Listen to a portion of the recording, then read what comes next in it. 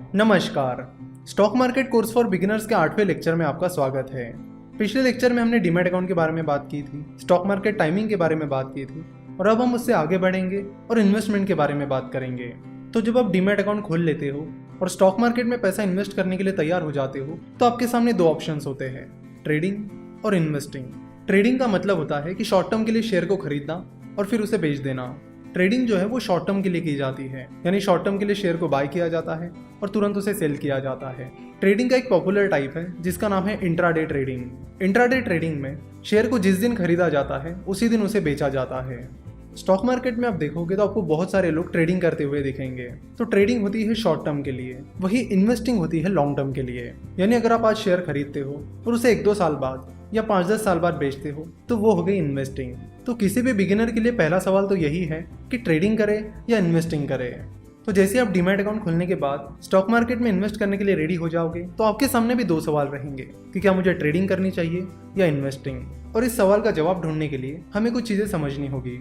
Mister Benjamin Graham ने बहुत सही बात कही है। उन्होंने कहा है कि स्टॉक मार्केट शॉर्ट रन में एक वोटिंग मशीन की तरह काम करता है। यानी शॉर्ट रन में स्टॉक मार्केट बहुत ही अनसर्टन रहता है, बहुत ही फ्लक्चुएशंस चलते रहते हैं। वही लॉन्ग टर्म में स्टॉक मार्केट एक वेइंग मशीन की तरह काम करता है। यानी लॉन्ग रन में स्टॉक मार्केट बिजनेस परफॉर्मेंस को फॉलो करता है। यानी अगर कंपनी की बिजनेस परफॉर्मेंस अच्छी हो रही है तो लॉन्ग टर्म में उसकी शेयर प्राइस भी बढ़ जाएगी। वही अगर कंपनी का बिजनेस परफॉर्मेंस लगातार खराब हो रहा है तो कंपनी की शेयर प्राइस लॉन्ग टर्म में नीचे गिर जाएगी। तो कंक्लूजन ये है कि आपको बिजनेस परफॉर्मेंस पर फोकस करना होगा और शॉर्ट टर्म में यानी डेली शेयर प्राइस को नहीं देखना होगा। आपको लॉन्ग टर्म पर फोकस करना होगा।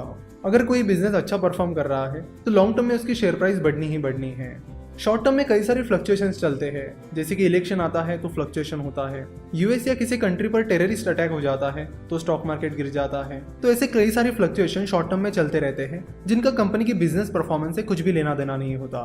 तो शॉर्ट टर्म में कई बार आप देखोगे कि बेमतलब की कंपनीज की शेयर प्राइस बढ़ रही है और बेमतलब की गिर रही है, पर लॉन्ग टर्म में ऐसा नहीं होता है। लॉन्ग टर्म में अगर कंपनी अच्छा परफॉर्म कर रही है तो उसकी शेयर प्राइस बढ़ेगी, जरूर बढ़ेगी।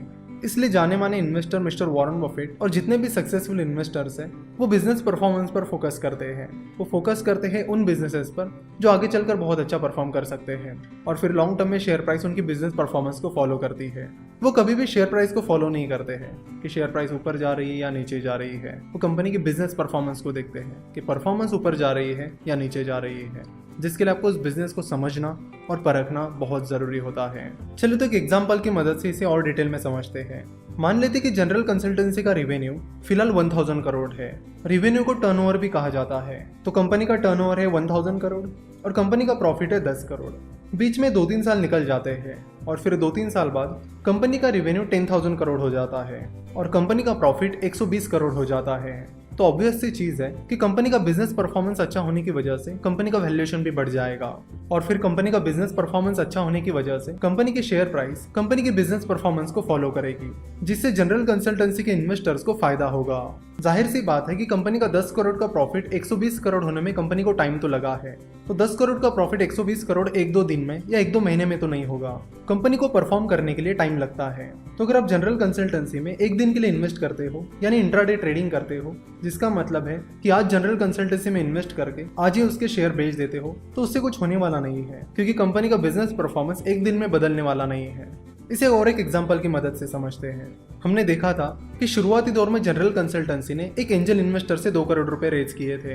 यानी उन्होंने एक एंजल इन्वेस्टर से 2 करोड़ की फंडिंग उठाई थी। ना अगर वो एंजल इन्वेस्टर जनरल कंसल्टेंसी में सुबह इन्वेस्ट करता और शाम को अपने पैसे निकाल लेता तो उससे ना जनरल कंसल्टेंसी को कुछ फायदा होता ना उस इन्वेस्टर को, क्योंकि उस चीज़ का कोई सेंस ही नहीं बनता। कंपनी पैसा उठाती है अपने बिजनेस को एक्सपांड करने के लिए, अच्छा परफॉर्म करने के लिए। सो अगर वो एंजल इन्वेस्टर कंपनी में सुबह पैसे डालता और शाम को निकाल देता तो कंपनी को उन पैसों का कुछ भी फायदा नहीं मिलता। कंपनी उन पैसों को बिल्कुल भी यूटिलाइज नहीं कर पाती, जिससे कंपनी की बिजनेस परफॉर्मेंस में कोई भी चेंज नहीं आता और जिसका सीधा मतलब है कि उस इन्वेस्टर को भी उसका कुछ भी फायदा नहीं मिलता। लेकिन उस एंजल इन्वेस्टर ने वैसा नहीं किया। उसने कंपनी में इन्वेस्ट किया लॉन्ग टर्म के लिए। उसने कंपनी को अपना बिजनेस परफॉर्मेंस ग्रो करने के लिए टाइम दिया और जैसे कि हमने देखा कि जनरल कंसल्टेंसी ने भी उन पैसों की मदद से अपनी ग्रोथ जारी रखी और अब जनरल कंसल्टेंसी एक अलग ही लेवल पर आ चुकी है जहां पर उनका प्रॉफिट 120 करोड़ का है। तो इस बिजनेस ग्रोथ के चलते उन्होंने जनरल कंसल्टेंसी में की हुई इन्वेस्टमेंट के बदले में बहुत अच्छा प्रॉफिट मिला। उनको जनरल कंसल्टेंसी की ग्रोथ में अभी भी भरोसा है, इसलिए उन्होंने अभी भी अपनी इन्वेस्टमेंट नहीं बेची है।